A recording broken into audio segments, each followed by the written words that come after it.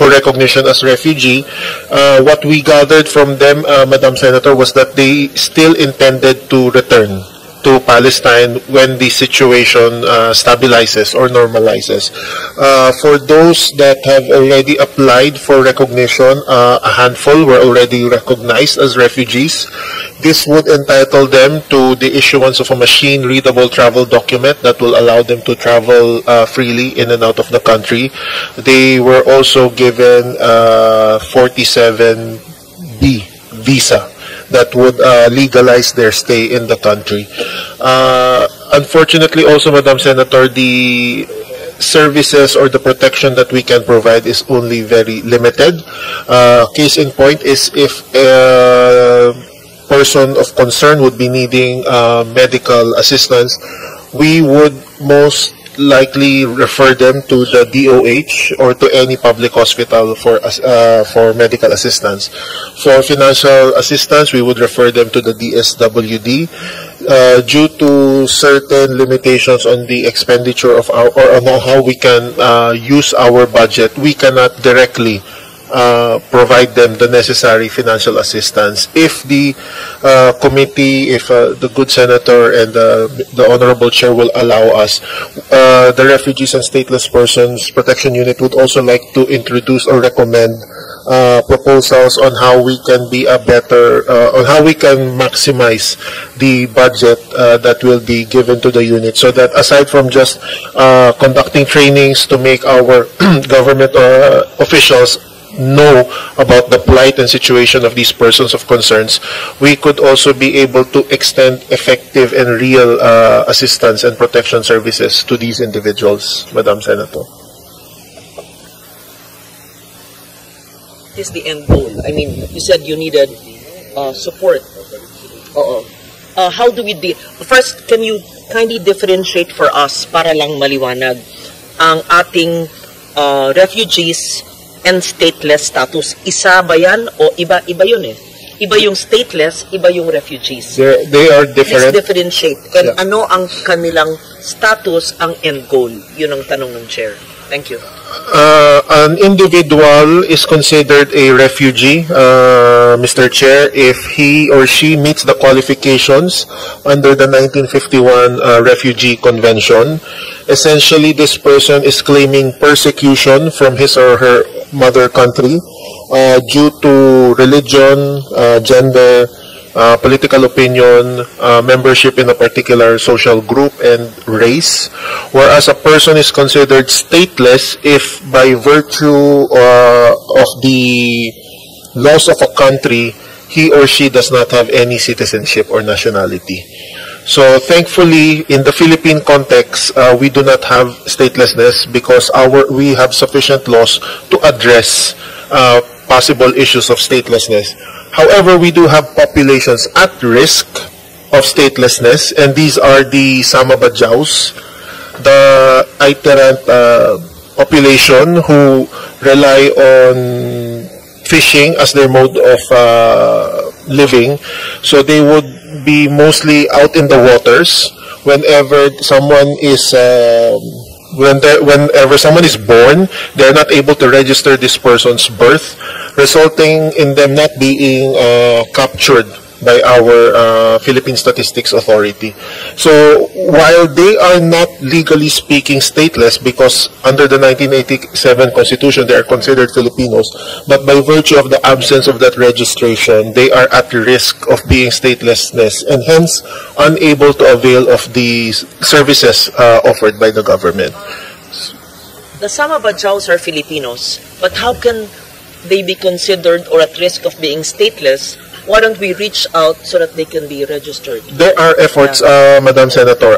If I recall, IEC, diba? Yes, if I recall, Madam Senator, the Philippine Statistics Authority was able to go to the nearest civil registry that has jurisdiction over the Sama Badjaus and have been rolling out civil registration projects. It just has not been done as frequently as we would have hoped, because it would depend on manpower and budget resources.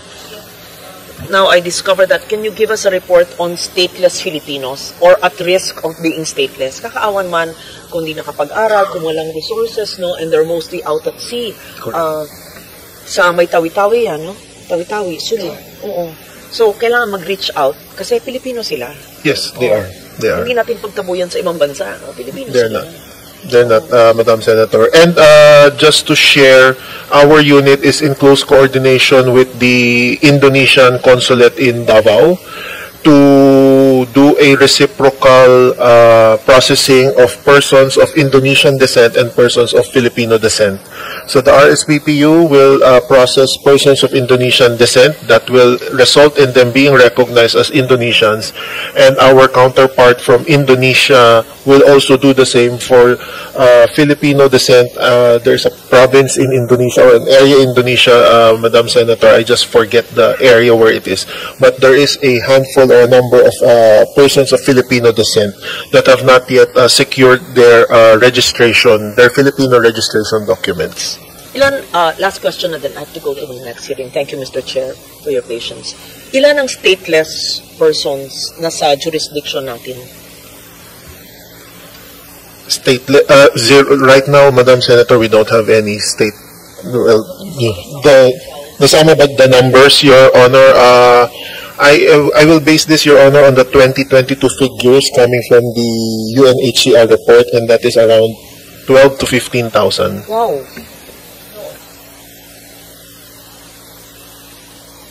Is that what you're saying? Yes, Your Honor. At risk. At risk. They are at risk because, I don't know, they're still Filipinos. They are, Your Honor. They are Filipinos, but because, for example, if you go to a public hospital, you want to avail of certain services covered under PhilHealth, the very first requirement is, are you a Filipino? They do not have any document to prove that. Sinong ahensya ng gobyerno, kayo ang dapat mangalaga doon para bigyan sila ng documentation? Mag-reach out tayo? Baka po PSA, Madam? PSA? Baka PSA po. PSA, Your Honor, will be the lead agency for that with support coming from us.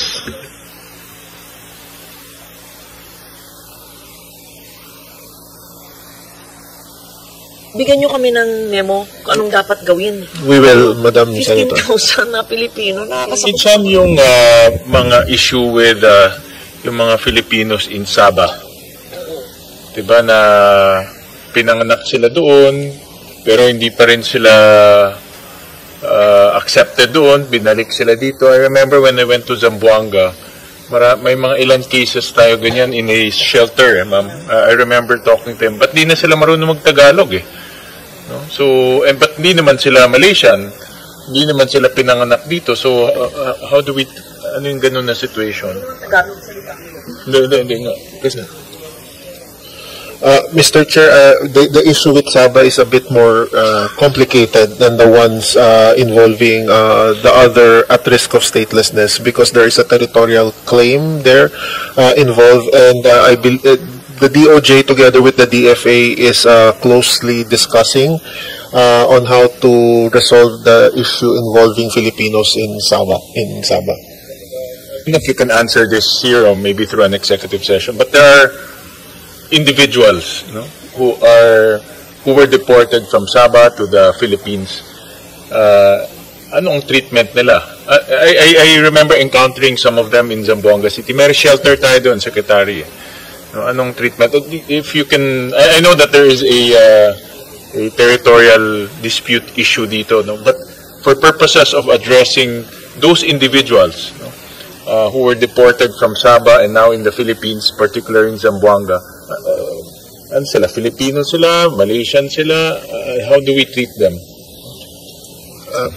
Apologies, Mr. Chair, I would have to look into that particular matter you mentioned about those Filipinos that were deported from Sabah. First time that I have heard of that. But if based on the law alone, if these people can trace their lineage to a Filipino parent under the 1987 Constitution, then they would be considered Filipinos. It's just now a question of whether they have the actual birth registration documents to prove such a fact. We mindful also of this claim, mindful of the claim, Mr. Chair, this birth registration must be issued by a Philippine civil registry. Because if it were to be issued by the foreign civil registry, then that may end up being a recognition of the authority over that foreign entity to register births of Filipinos. And I won't discuss this in detail, no, but I just want to bring this up to the department, particularly Attorney Chan, who I believe is handling this issue. Pero meron ako na-encounter na ganun. I don't know kung dumadami, I don't know kung kumukonte, but I remember going to a shelter, government-run shelter in Zamboanga, and meeting some of those individuals. Ang explanation sa akin nung social worker, they're Filipinos, their parents, but their parents or grandparents are Filipinos who went to Sabah, pinanganak na sila doon, but may mga cases, may mga crackdowns rin doon, binabalik sila dito. Unfortunately, hindi na rin sila marunong magtagalog, no? Yun, tingin ko, stateless talaga. Probably, maybe kung anong, maybe Malaysian or something, you know. Hindi ko alam kung anong language Sabah. No? But yun talagang stateless kasi pagbalik nila dito, wala silang passport, wala silang birth certificate. No? So, anyways, but just take a look at that issue. We will, Mr. Chair. According to the DFA, there are 770,000 Filipinos in Sabah, 550,000 of whom are undocumented as of February 2024. Diba? Kakaawa. Diba? Pero undocumented na. Oo. Anyway, I leave it at that. I have to go to my hearing. Thank you, Mr. Chair, and thank you to Senator JV for yielding. Yes, I give my support to the DOJ family and especially and all the agencies. Marami pang dapat tunin pero may hearing ako sa kanila. Sige, thank you. Thank you, Senator Lauren. We now recognize Senator JV. Thank you, Mr. Chair. Just a few questions to the agencies that we have supplemented with the additional budget before. But first, I'd like to ask our OIC Secretary Frederick Vida. We just noticed that the Office of the Secretary Proper received 1.525 billion in confidential funds for the current year due to congressional intervention. Yes. However, for fiscal year 2026, it substantially decreased to 364.84. How would this significantly change the confidential fund allocation of OSEC proper? Well, for purposes, basically, pag tinignan po natin, Your Honor, yung 2026 proposed CF or confidential fund, it's restoring back yung 2024 and 2023. There were confidential activities basically mandated to the past secretary that has basically been already done. So basically, we're restored back to our original confidential fund levels. So kung maapektuhan po, unless may makita po kaming iba, we don't think na it will hamper our operations. We will be able still to fulfill our mandate, Your Honor. But I understand that's very important. No? It's DOJ is one of the departments or agencies that we allow confidential fund. Kahit anong height nung controversy about the confidential funds, because it is very essential in your the performance of your duties. So lalo na sa mga sa witness protection, tsaka would this affect all of this? Hindi naman makaka-apekto ito. Yung drastic change, no? Yeah. I don't think it will, but there are mechanisms to augment, and under the existing joint memorandum circular between DBM and the COA.